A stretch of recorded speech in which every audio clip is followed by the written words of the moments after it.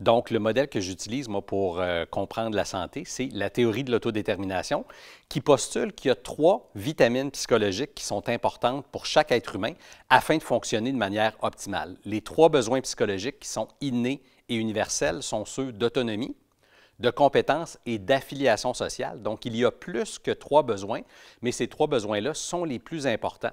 Lorsqu'ils sont très satisfaits et relativement non frustrés ou insatisfaits, c'est là que la santé mentale complète va être présente. Donc, à la fois l'aspect de présence d'aspects positifs et la relative absence d'effets négatifs, c'est ce qui m'intéresse dans mes recherches.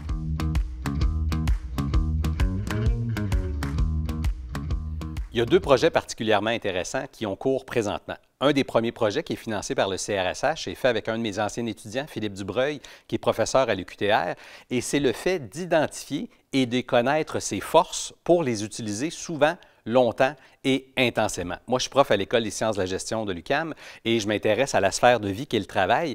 Et avec Philippe, ce qu'on est en train de s'affairer à faire, c'est de tester l'efficacité d'une intervention qui permet d'identifier les forces des travailleurs pour ensuite les utiliser, souvent longtemps et intensément.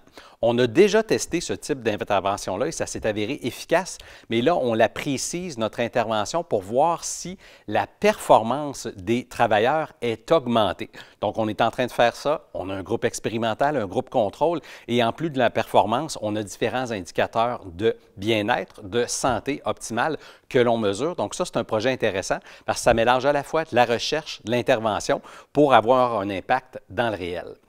Un autre projet qui m'interpelle a été financé par le FRQSC, un programme Audace avec le Québec et le Luxembourg, et c'est de faire le lien entre la santé telle que les individus la déclarent personnellement, donc des mesures auto-rapportées, mais on a aussi fait le lien avec des mesures d'électrophysiologie cardiaque. Donc, on a des gens avec des bandes thoraciques qui mesurent l'activité cardiaque et la variabilité du rythme cardiaque, soit l'espace en millisecondes entre les battements, est souvent un indicateur de stress. Donc, si le cœur bat parfois de manière très courte ou parfois de manière plus longue, c'est un signe d'élasticité et de bien-être. Toutefois, si le cœur bat comme un métronome, c'est un indicateur de stress. Donc, ce projet-là mélange des mesures auto-rapportées et d'électrophysiologie cardiaque pour mesurer la santé psychologique complète. Donc, c'est 2 projets qui ont cours présentement et qui m'enthousiasment beaucoup.